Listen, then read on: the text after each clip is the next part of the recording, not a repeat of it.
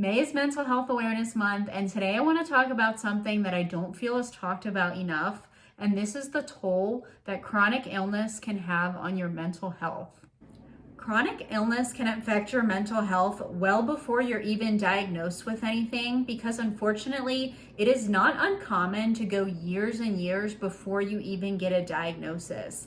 This is certainly the case with conditions like endometriosis, where it can take between 7 and 10 years on average to even get diagnosed. It's no wonder why this can lead to anxiety and depression. It can be so incredibly frustrating when you know there's something wrong with you and yet doctors can't figure out what it is, or you keep getting bounced around to different specialists, keep having to do more blood tests, more scans, and then of course the waiting for those results can be anxiety inducing. For a lot of people who have waited years and years and finally get a diagnosis, it can actually be a relief to know what's wrong with them. So if you know someone in your life who's going through this, you might be wondering, okay, why are you happy? Or why is this a good thing? But think about it that way. They've been waiting years and years. They know there's something wrong with them, and they finally have an answer. They finally have the closure. At the same time though, this can still lead to mental health issues when the reality sets in that what you have is a chronic illness, and therefore it's not going away, but it's something that you're going to have to deal with for your entire life. It took me over 10 years to get diagnosed with endometriosis, and I had so many different doctor's appointments during that time. I can't tell you how many times I sat in my car and just cried when results would come back normal, or when a doctor would say, you're completely fine, there's nothing wrong with you, because I knew deep down that there was something wrong. And I knew it was just a matter of time before we found out what that was. But just because you know that, it doesn't make it any less frustrating and any less anxiety inducing to know deep down that there is something wrong with you and doctors just can't figure out what it is. That's why someone recently diagnosed with a chronic illness might actually seem happy or relieved. They're not happy that they're sick. They're just happy that they finally have answers to what's wrong with them. Now, it's not all sunshine and rainbows once you get diagnosed, because then there's the acceptance phase of realizing this is a chronic issue and this is never going away. This is just something that I have to learn how to live with.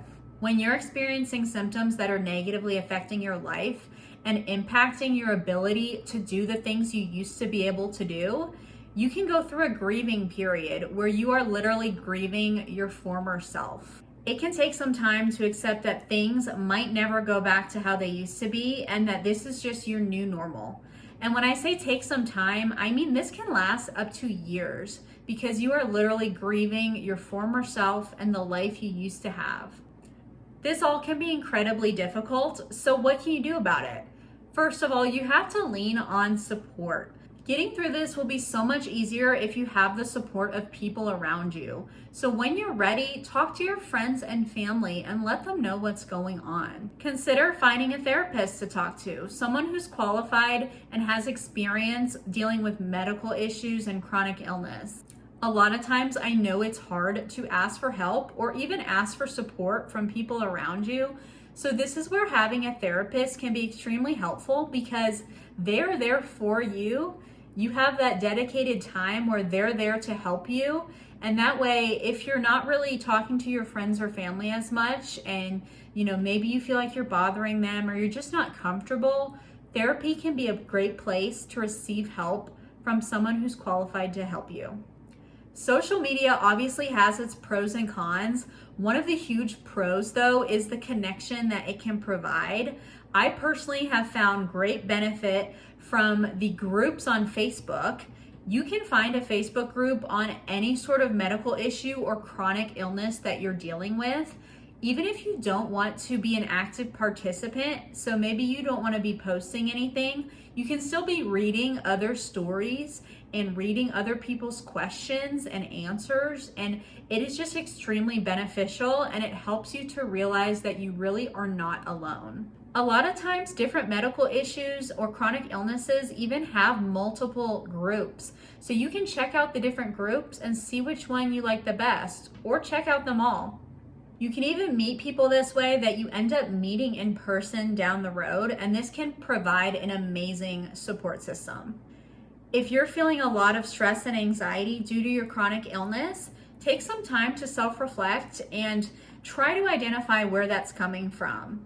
If seeing a new specialist or if a bunch of appointments are stressing you out, take some time to write down what questions you have for the doctor. That'll help you feel more prepared for the appointment and hopefully make it less overwhelming.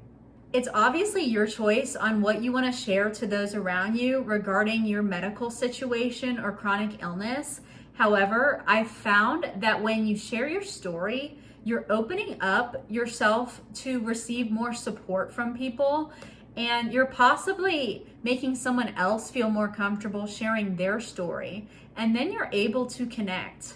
I found that there can be a lot of power in saying something out loud for the first time. So whether you do this with a family member or a friend or a therapist, or maybe a combination of all of them, I think you will find it provides a lot of help when it comes to your mental health.